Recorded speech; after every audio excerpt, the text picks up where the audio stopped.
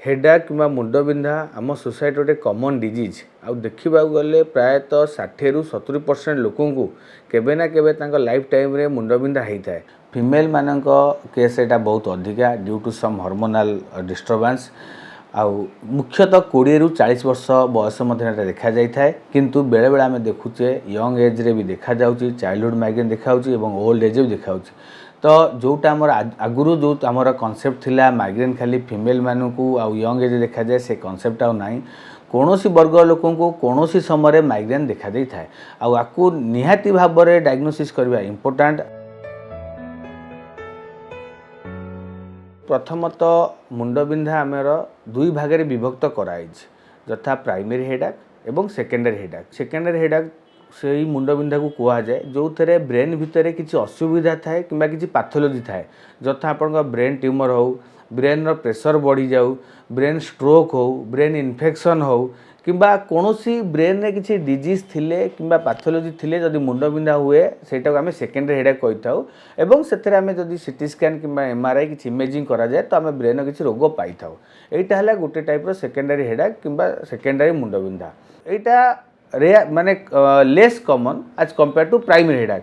आम सोसाइटी रे बहुत कॉमन होची प्राइमरी हेडाक। प्राइमरी हेडाक कौन प्राइमरी हेडाक होची जो थरे आपनकर मुंड भितर किसी असुविधा न थाए किंबा आपनकर जदि सीटी स्कैन किंबा इमेजिंग करू सेथरे आमे किसी असुविधा पाई न थाउ तो प्रायतः से रिपोर्ट नॉर्मल थाए किंतु ब्रेन रो इंटरनल जगह रे ब्रेन स्टेम हो किंबा ब्रेन रो कौन से वेसल्स हो नर्व हो जदि इनबालांस है कि मुंडबिंधा हुए जोटा कि गोटा डिजीज हेई थाए ब्रेन भितर किंबा किंतु आमे रिपोर्ट रे पाई न थाउ सेटा को प्राइमरी हेडाक बोली कहि थाउ। साधारणतः बहुत प्रकार प्राइमरी हेडाक अच्छी।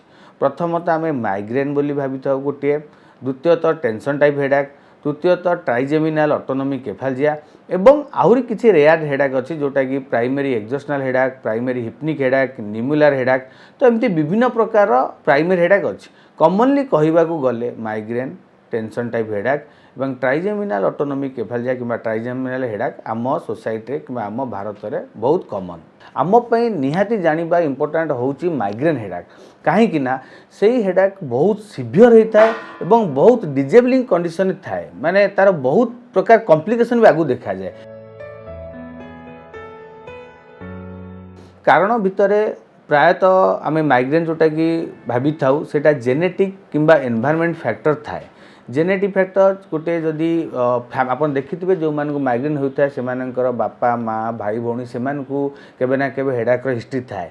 एनवायरनमेंट फैक्टर भितर आम टिके स्टडी करवा आम टिके बुझा मुख्यतः स्ट्रेस रे हुए आउ जदि आपनकर फिजिकल स्ट्रेस हो कि मेंटल स्ट्रेस हो से हुए सेटा गोटे फैक्टर। द्वितीय फैक्टर जदि आपण राति अनिद्रा बेस समय रुहंती तो राति अनिद्रा हो तार गोटे फैक्टर। तृतीय फैक्टर होची हमर कौन किसी प्रकार फूड डाइट एटा गोटे टाइप तार फैक्टर होची जोटा कि माइग्रेन हेडा को ट्रिगर करे। जदि आम बेसी जंक फूड यूज करूँ ऑयली मसला खाद्य आम यूज करूँ किंबा अत्यधिक चा कॉफी चॉकलेट आइसक्रीम तेल मसला खाद्य बेसी माने आंबिड़ा खाद्य खटा खाद्य बासी खाद्य जदि आम एगुड़ा को यूज करथाउ सेथरे माइग्रेन ट्रिगर होता है। एगुड़ा को आम ट्रिगर फैक्टर बोली कही एवं जदि आपण गोटे कौ जगार कम कर जो बहुत ब्राइट लाइट होता है किंबा लाउड साउंड आसुए स्ट्रंग स्मेल ओडर थाए तो से एगुड़ा भी होचे गोटे माइग्रेन आमर ट्रिगर फैक्टर। तो यही सब कॉमन जिनस को आमको टिके दूर रहा पड़ो। माइग्रेन गोटे सीवियर हेडाक माने बहुत कष्ट हुए एवं लोक माने जिते पेसेंट आसती आम पाख बहुत सीवियर हेडाक नहीं आसती तेणु यही जिनसा जाना आम बहुत इम्पोर्टेंट बिकज माने जिते बड़े माइग्रेन बहुत सीवियर हो जाए आगु को कॉम्प्लिकेटेड माइग्रेन बोली आम कही था से केस रे लोक को बेहोश अटैक आसीपे। आजिकल आम देखा चाहूँ माइग्रेन रे भी छोट छोट स्ट्रोक भी हो छोट छोट अटैक भी हो पारुछि। तेणु तार मुख्य सिम्पटम्स होची गोटे साइड मुंडबिंधा हम जोटा कि आम अर्ध कपाली कही था फाड़िकिया मुंडबिंधा हुए आ बहुत समय तो से फाड़िकिया मुंडबिंधा लगी रहे तो सेटा पूरा मुंडटा को भी आफेक्ट करि पारे।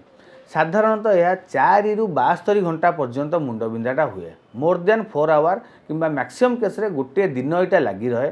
तृतीय इंपोर्टेंट जिन हूँ गोटे थ्रबिंग टाइप ऑफ हेडाक मुंड भितर धक धक है भाया गोटे टाइप मुंडबिंधा हुए जोटा मुझे टेंशन टाइप हेडाक कहली जमी गोटे बैंड लाइक कि प्रेशर लाइक हेडाक कि माइग्रेन में थ्रबिंग लाइक हम जोटा कि आप धक धक मुंड बिंधव। तापर इंपोर्टेंट जिन हूँ वोमिट नोजिया एंड वोमिटिंग बांती हवाटा गोटे माइग्रेन गोटे कॉमन लक्षण बहुत लोक बांति हुए एवं एत सीवियर बांति हुए कि लोक बेले बेले फेंट अटैक भी आसी जाए। फोटोफोबिया फोनोफोबिया लाइट की गले खरा को बाहर आउ साउंड जो हुए बेसी से केस से मुंड बिंधाटा बहुत अत्याधिक मात्रा त्वरान्वित हो जाए कि अति सीवियर देखा जाए।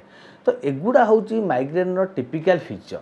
यह छड़ा आमे किछिटा ओरा फेज माइग्रेन देखी था जोटा कि मुंड बिंधा हवा मुझा कहली यहाँ हूँ मुंड बिंधा समय लक्षण किसी केस रे यहाँ हूँ माइग्रेन विदाउट ओरा जोटा कि कॉमनली आम सोसाइटी देखा जाए जोटा आम क्लासिकल माइग्रेन कहू। कॉमन माइग्रेन हूँ migraine with aura. Aura means migraine मुंड बिंधा अटैक हबार प्रायतः मिनिटे पूर्वर कि घंटे पूर्व गोटे मिनिट रु गोटे घंटा पर्यंत किछिटा ओरा सिम्पटम्स देखा जाए जोटा आम माइग्रेन विथ ओरा को सेटा बेले बेले बहुत डेंजर होता है। ओरा रे कौन हुए आपणकर ना कि भिजुआल सिम्पटम्स देखा जाए आखि जाल जाल देखा जावा आखि सामने लाइट आसवा कलर फ्लाश लाइट आसवा झिकझिक होकर आपणकर तार भाया किसी जिनस देखा जावा। गोटे हूँ सेंसरी ओरा लाइक आप गोटे हाथ गोड़ बधिरा पड़ज निश्चेत हो झिमझिम लगे एवं आ गोटे हूँ मोटर वीकनेस किसी किसी लोकंर माने ऑलरेडी पैरालिसिस अटैक भी हो पारे एमती अटैक हवा गोटे साइड पैरालिसिस अंग भी हो पारे कान में टिनाइटस टाइप सं साउंड हुए आउ जोटा कि आम वेस्टिबुलार कि गोटे बैसिलार माइग्रेन को से समय सीवियर मुंड बुलाए लोक चला बुला कर असुविधा हुए आखि की दीदीरा देखा जाए। तो एगुड़ा हूँ गोटे ओरा सिम्पटम्स बेले बेले ओरा सिम्पटम्स एत सीवियर हो जाए कि लोक एडमिशन हवा भी पड़े। तो माइग्रेन एमती किछिटा फेज रही गोटे प्री मॉनिटरी फेज गोटे ओरा फेज गोटे माइग्रेन हेडाक फेज आउ गोटे हूँ पोस्ट ड्रम फेज। तेणु आमको यही फेज दे माइग्रेन गति करे आई जिनस को जानवा हेल्ले आमको ओरा कौन आ माइग्रेन हेडाक कौन जाना पड़ो। ओराटा आम ये बेसी इंपोर्टाट जदि आम जिते जो सिम्पटम्स आपन कहली सेटा आपन जदि केबे फील होउची एवं जदि आपन सही समय किसी मेडिकेशन नौचंदी जोटा कि माइग्रेन आम एक्यूट ट्रिटमेंट करा जाए तो सेटा बहुत भल काम दिए। किंतु जदि माइग्रेन हेडाक वांस स्टार्ट हो तापर आपन मेडिकेशन नियंती तो हुए तो सेते इफेक्टिवली काम दे पारेनी। तो आपन ओराटा जानिबा निहाती दरकार जेमति मु कहली विजुअल ओरा सेंसरी ओरा मोटर ओरा वेस्टिबुलर ओरा बैसिलर ओरा तो एटा को आपन जानि रखंतु। माइग्रेन गोटे हेडाक जोटा कि संपूर्ण भाव क्लिनिकाली डायग्नोसिस करा जाए तार कौन सी प्रकार इमेजिंग फीचर रे किसी सेमती फाइंडिंग न थाए बट बहुत केसेस रे आम आजिकल देखा पाऊे जोटा कि सेकेंडरी माइग्रेन बोली कहूचे किसी लोकंकर ब्रेन एनेरिज्म है कि एबी मालफॉर्मेशन है जो मानक माइग्रेन भली सिम्पटम्स देखा जाए किंतु स्टिल ब्रेन भितर डेफिनेशन वाइज कहवा गले आमर माइग्रेन रे ब्रेन भितर किसी देखा जाए ना फाइंडिंग जहाँ को एटा आम प्राइमरी हेडाक बोली कही था। किंतु जेहेतु ये जिनसटा आगु को कॉम्प्लिकेटेड हो चलती आपन जानते एवरी डिजीज चेंज हो every disease symptoms diagnosis treatment भी चेंज हो तेणु रिसेंटली आम जहाँ स्टडी कर देखीचे तो किछिटा माइग्रेन पेसेंट कर भी ब्रेन भितर एबनॉर्मल पैथोलॉजी देखा जोटा रिसेंट जिनस एडवांस जिनस किंतु मैक्सिमम केसेस 99% केसेस माइग्रेन रे टेस्ट कले किसी जना पड़ेनी आम क्लिनिकाली डायग्नोसिस करथाउ जोटा कि क्लिनिकल आम गोटे निमोनिक बोली आम सेटा कही था क्लिनिकल निमोनिक डायग्नोसिस करथाउ आम पाउंड बोली कहू पाउंड POUND पी रे होची पल्साटाइल हेडाक ओ रे होची 1 डे लास्ट करथो हेडाक यू रे होची यूनिलैटरल मुख्यतः गोटे साइड होथिबो एन हूँ नजिया वोमिटिंग थी डी रे हूँ डिजेबलिंग हेडाक बहुत सीवियर हेडाक माइनर हेडाक लोक यदि कहे अल्प मुंड बिंधुची खाली मुंड बिंधुची तो आम साधारणतः माइग्रेन भावी न था तेणु फाड़िकिया मुंड बिंधा गोटे दिन रोथब धक हो मुंड बिंधुब बांति सहित आसुव एवं सीवियर हेडाक यही क्यारेक्टरिस्टिक फीचर आम माइग्रेन बोली डायग्नोसिस कर जोटा मुझे कहली माइग्रेन डायग्नोसिस कला माइग्रेन विथ ओरा अच्छी विदाउट ओरा अच्छी रेटिनाल माइग्रेन अच्छी वेस्टिबुलर माइग्रेन अच्छी बैसिलर माइग्रेन अच्छी तो विभिन्न प्रकार माइग्रेन कि हेमिप्लेजिक माइग्रेन अच्छी तो तापर आम से हिसाब से क्लासीफाई करता एवं माइग्रेन हिसाब से क्लासिफिकेशन हिसाब से आमर आगु को ट्रिटमेंट भी डिसाइड करा जाए। प्रायतः माइग्रेन चिकित्सा को आम 3 भाग में विभक्त करता। प्रथम पार्ट हूँ आमर जो जिनस माइग्रेनटा ट्रिगर होटा को आम अवॉइड करवा फूड है डाएट है आपणकर sound music light alcohol smoking यही सब जिनस को आमको अवॉइड करा पड़ो। द्वितीय जिनस हूँ आम टे लाइफस्टाइल मॉडिफिकेशन दरकार रेगुलर एक्सरसाइज आप yoga pranayama regular exercise proper diet healthy diet यही सब जिनस को आमको गोटे मेंटेन करा पड़ो। यहाँ है मुख्य कारण सबू डिजीज रे जोटा आप जेकोसी डिजीज बा आप उदाहरण भी नियंतु सब बेल कही prevention is always better than treatment तो प्रिभेन्सन उपरे यही सब जिन आम फोकस करा पड़ो। माइग्रेन ट्रिगर को आमको अवॉइड करने सहित आमको रेगुलर डाएट एवं हेल्दी डाएट और रेगुलर एक्सरसाइज रहा पड़ो। ट्रिटमेंट मेडिसिन ट्रिटमेंट कहूँ चाहिए आमर दुई प्रकार से गोटे हूँ एक्यूट ट्रिटमेंट और अबॉर्टिव ट्रिटमेंट आ गोटे हूँ prophylactic treatment preventive treatment. Acute treatment कौन जदि आप सीवियर मुंड बिंधा हो माइग्रेन अटैक हो तो सही समय आम किसी मेडिसिन दे था जोटा कि सांगे सांगे माइग्रेन टाक अटकई दे था। आम एमती ट्रिटमेंट दो जोटा कि आपणकर जो मुंड भितर जो माइग्रेन अटैकटा रोचे जो तार कॉन्सेप्ट रोचे जे ब्रेन भितर कॉर्टिकल स्प्रेडिंग डिप्रेशन है न्यूरोवास्कुलर मेकानिज्म है कि माइग्रेनटा होची तो सेटा को आम कमी था सेटा को आम बंद कर था। एक्यूट ट्रिटमेंट इमिडिएट जिनस माइग्रेन है मुंड बिंधा आपन खाइबे मुंड बिंधाटा कमिଯିव किंतु प्रिवेंटिव ट्रिटमेंट निहाती दरकार कहीं आम रोगटा को भल करने दरकार। एक्यूट ट्रिटमेंट यही केस करा जाए जदि क्या मासक 2-3 एमती 2-3 दिन अटैक होची से केस एक्यूट ट्रिटमेंट नेले चलिबो। किंतु जदि आपन को मासक 4-5 दिन अटैक रोची तो आपन को निहाती भाव में प्रिवेंटिव ट्रिटमेंट नबाकू पड़िबो कि प्रोफाइलैक्सिस ट्रिटमेंट नबाकू पड़िबो। कहीं एक्यूट ट्रिटमेंट आपन लॉन्ग टर्म नहीं पारिबे नाही। एक्यूट ट्रिटमेंट रो विभिन्न प्रकार साइड इफेक्ट रही। जदि आप एक्यूट ट्रिटमेंट रेगुलर नेले जदि आप मुंड बिंधा हो डेली आप मुंड बिंधा मेडिसिन खाइले इवन सप्ताह को जदि 3-4 दिन अधिका खाइले कि मासक जदि 10-15 दिन अधिका आप मुंड बिंधा मेडिसिन खाइले आगू से मेडिकेशन ओभरयूज हेडाक हो जाए माने से मेडिसिनटा एते आपन देहरे क्षति कर दिए कि आगू से मेडिसिन भी काम करेनी कि कौन मेडिसिन भी काम करेनी। तो यही गोटे जिनस आमको जाना पड़ो। ता सहित जदि आप एक्यूट ट्रिटमेंट बारंबार लॉन्ग टर्म नेबे आगू आपनकर पेट related GI related kidney related side effect भी रोचे। तो एक्यूट ट्रिटमेंटा just for the time being पे टिके पर्पज सल्व होगापी 2-3 दिन हेडाक रोचे मासक तापे कि जदि आपको 4 रु अधिका दिन हेडाक रोचे मासक तो आपको प्रिवेंटिव ट्रिटमेंट आपको नबाक पड़ो।